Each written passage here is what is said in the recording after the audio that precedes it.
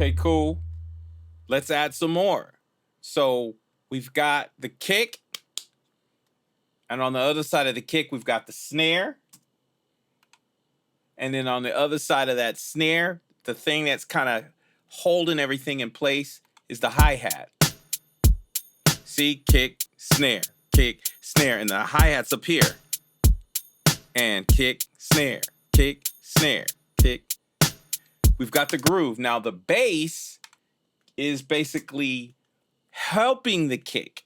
So if we were to play, let's pull up the battery. Is there a kick right here? This, if we were just play the kick, and then we were to play the bass with the kick,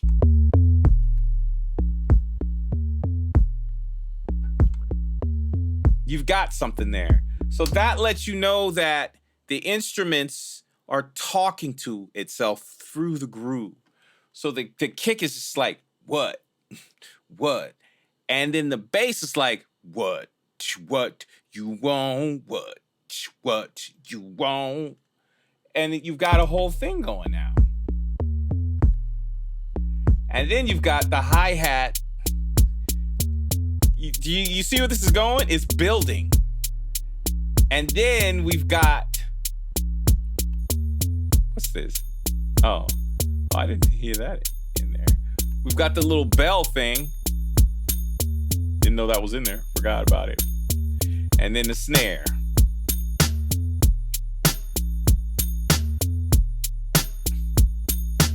We're vibing. Back in the early hip hop days, that's all you got. Bass line, drums, and a rapper. I mean, go back and listen to like really like the beginnings of hip hop, and you'll see that it's just the skeleton that they were working with. And as time progressed, they started adding things, which is what we're going to do. Is we are going to add an instrument to go along with that, with our groove, and we could add a piano. Actually, what's wrong with the new piano that came out as of, it's actually been out for a while. But let's just go with some of my favorite instruments. And I am a huge fan of Ohmnisphere. Everything's in Ohmnisphere. Some people don't use it, but if you play piano or keyboards or organ, then you gotta play this. You gotta hit this up. So let's just use an instrument that not very many people use. Let's try guitars. Let's see what guitars have to offer. All right. Let's see. Might not work, but then again, it might work. Let's see what we got here.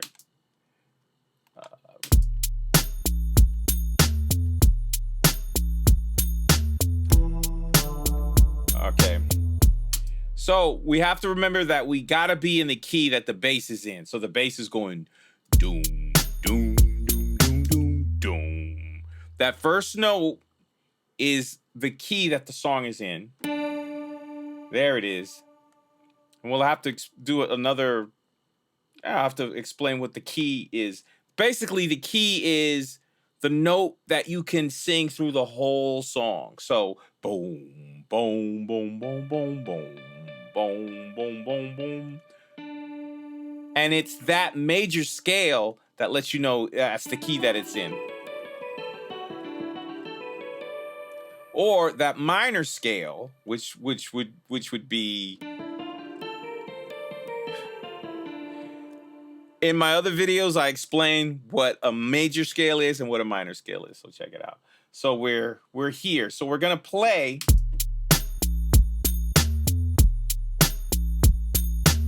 That's cool.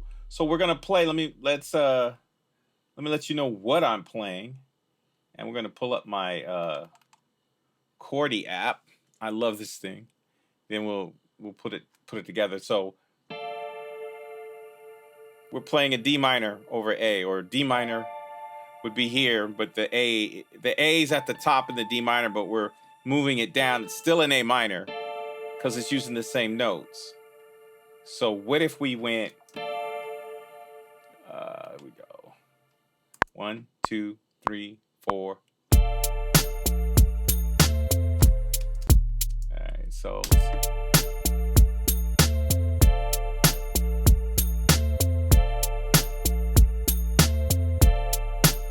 For one bar, that's not bad. But let's try some other things. Let's try something else. Let's not use that. That's it. It's not bad, but let's go to a synth, polysynth, which means analog simplicity. Let's see what we got here. And we're gonna do eighth notes. So